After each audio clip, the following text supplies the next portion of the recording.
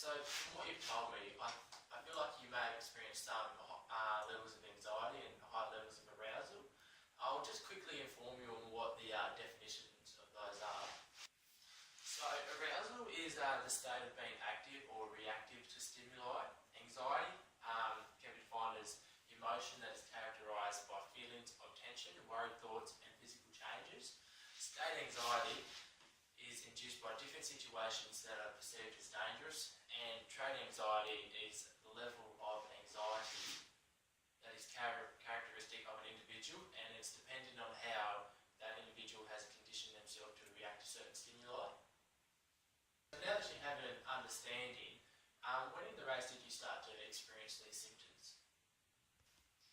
Before the warm-up, I was really relaxed. During the warm-up, my heartbeat was really fast. I was drinking a lot of water, but my throat felt really dry. I knew it was such a big race for Jill and I didn't want to let her down. During the race, I felt completely out of the zone. I felt like I was using a lot of strength, but I felt weak. After 6 minutes, my coxswain yelled at me, and I was able to switch on, but by then it was too late and we had lost. I felt terrible. I let my team down, and especially Jill. So an example of when you had high levels of anxiety would have been prior to the race, when you were experiencing worried thoughts about potentially losing. At the 6-minute mark, the cortisol release in your body made you feel more energised. As your performance improved, your interpretation of arousal would have changed. You would have started to view this high arousal environment as pleasant. This would have caused you to feel more relaxed about the situation. You suffered from state anxiety due to the situation you were in, as you perceived this as dangerous. However, your trait anxiety may only have been evident for you, as we were unsure if your teammates were feeling anxious, as trait anxiety relates to characteristics of the individual. Well, I'll let my colleague Tom here explain why stress and behaviour can occur in situations such as yours. Well, Paula, before the race you were in the telic state of mind. As you were in the telic state of mind and in an environment where arousal levels were high, you are likely to feel anxious in this situation. This anxiety that you was feeling in this situation was obviously a stressor that caused your hypothalamus and your brainstem to stimulate preganglionic fibres in the central nervous system. So you felt fatigued shortly into the race, Paula, lack of energy, but then about 6 minutes in you felt a sudden surge of energy. Yes, it was very strange. I felt really fatigued about 3 minutes into the race, and then at 6 minutes I felt really energised. Well, Paula, this is because the flight or flight response is only a short-term response for stress. As your body was exposed to physical stress for a reasonable amount of time, this would have caused a more long-term stress mechanism to come in place. So your hypothalamus and your brainstem would have started secreting corticotropin releasing hormone into the anterior pituitary. This would have happened about 3 minutes into the race, so this is where your cortisol levels in your body would have been rising. So the anterior pituitary will secrete the hormone ACTH, which will cause the release of cortisol from your adrenal medulla, as I said before. Cortisol makes your body to start producing the vital fuel glucose, and it also causes your heart rate to increase and blood pressure to rise. As your body was producing lots of glucose and reabsorbing it faster, you would have felt re-energised.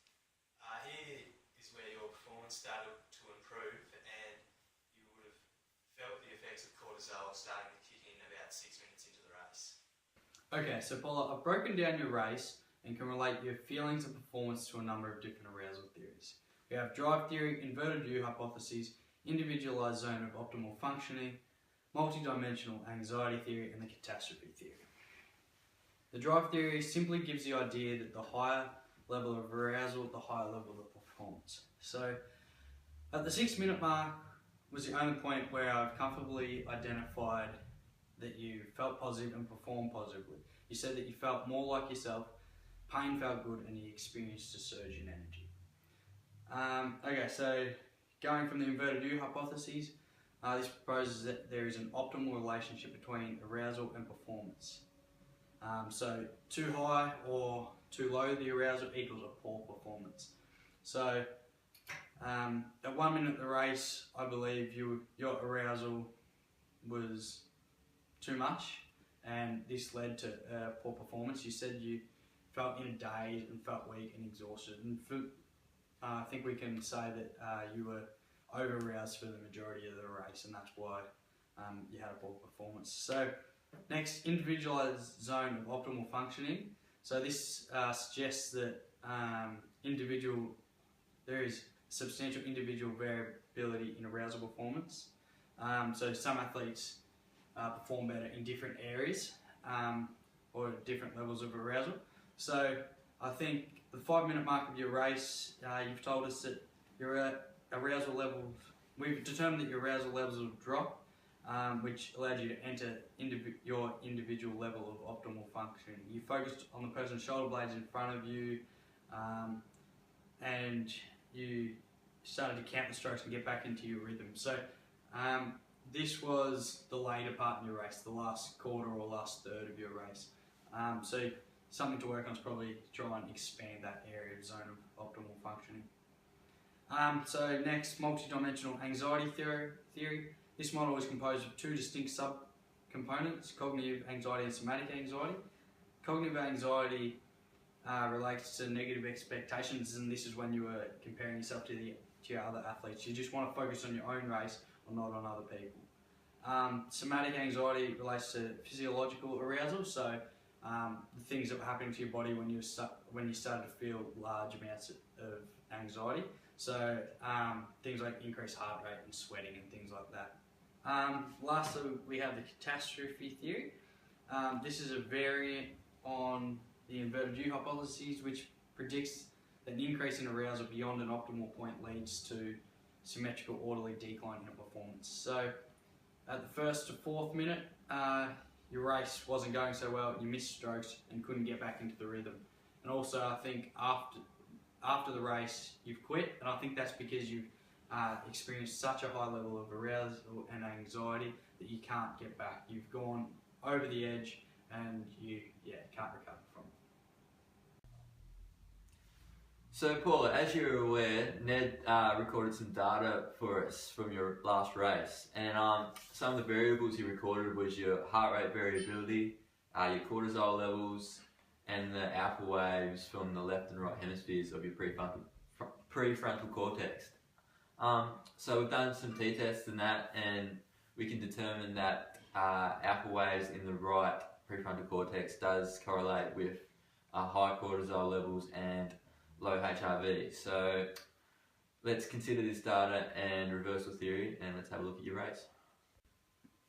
So Paula, before the race you were feeling pretty concerned, slightly distracted and stressed about the upcoming race. So look at the graphs and this will show the evidence to support that. Extremely high alpha wave activity in the right hemisphere of the prefrontal cortex. Remember, that's negative emotions. And also moderate HRV and cortisol levels, as you can see on these graphs. So considering reversal theory, Paula, you would be in the telic and conformance phase, as your thought process went from being casual and relaxed by the river to worrying about the race. And also conformance, so you were concentrating when you were listening to the coxswain barking instructions for your warm-up. You soon transitioned into an alloic and mastery state as you started to think about the race from Jill's perspective and how much it would mean to her if you guys won, as it was the last race, and about how beating the other team is obviously important. You even showed signs of self-regulation as you tried to hide any of your anxiety from your teammates during the warm-up and tried to appear as normal as possible. So during the race, Paul, you made a few mistakes at the start, and we can look at the graphs and it will show, the data will show this. Alpha wave activity is dominant in the right hemisphere up until about the 3rd and 4th minute mark, as this is when you struggled the most. Left side activity is dominant after this until the end of the race, as this is the period of time where your team found their rhythm and made a comeback. Cortisol levels peaked at about the 3rd and 4th minute as well, and then reduce to a moderate level. HRV does the same. The variation between beats is at its quickest during the period where you perform at your worst. So considering reversal theory, Paula, as the race commences, you reverse from an aloic state to an aortic state. This is due to your motivation being changed from wanting to win the race for Paula to wanting to win the race for yourself, so you don't so you're not the reason that you guys lose. So about 6 minutes into the race, Paula, your team started their comeback, and this is when you moved into a paratelic and conformist state of reversal theory. So you calmed yourself down and were able to relax a bit more, which brought your cortisol levels down, and conformist, so you listened to the coxswain, and because you were listening, you started performing better as a team. HRV and cortisol are at moderate levels. Alpha waves are predominantly in the left hemisphere and low activity in the right, indicating positive feelings during the comeback. So, Paula, after the race, you finished 2nd overall, which is a pretty good effort. And looking at the data and considering reversal theory, we can assume you probably felt responsible for your team's loss. So if we look at the graphs, this will show this. Alpha wave activity drops in the left hemisphere and rises in the right, indicating negative emotions taking over again. Cortisol levels rise immediately after the race ended. Considering reversal theory, you would have reversed into an aloic and sympathy state. You felt displeasure due to failing to win and felt responsible for this because of your mistakes at the start. And sympathy, you felt like you let your team down, especially Jill. So Paula, as you were in an aloic mastery state prior to starting the race and you ended up in an aloic sympathy state at the end, it's likely you feel a sense of shame and guilt, which I think could lead to the reasoning behind you quitting rowing. Thank you for that. I now have a much better understanding of what happened during my race. Hello Ty, how are you going? Good, thanks mate. I've got a bit of an issue though. I'm head of teaching or head of physical education at my school, and part of that is I coach a bunch of rowers. Now one of them, her name's Paula, you may have met her. She's suffering from a severe lack of motivation. I'm just wondering if there's anything I can do to combat that, not just with Paula, but also for any other students in the future which may be suffering from a bit of this lack of drive or lack of motivation. Yes, well, athletes that participate in more days a week are most likely in the telic state. These athletes' behaviours are likely to be serious, goal-orientated, and future-related in the sense that it involves considerable planning ahead. Athletes that participate in exercise much less during a week are illustrated to be paratelic. With the paratelic state operative, an athlete's behaviour is likely to be spontaneous, impulsive, and sensation-orientated. It becomes relevant for you as a health and physical education teacher and coach to recognise these different states that individuals can exercise in. You should encourage and facilitate activities that are consistent to situational and individual state balances. Try to provide autonomous activities with multiple entry levels so that students with different dominant states can be catered for. By providing students with a range of activities with multiple entry levels, students are not only able to gain a sense of power and control over their learning, but will become self-motivated. Hope that helps.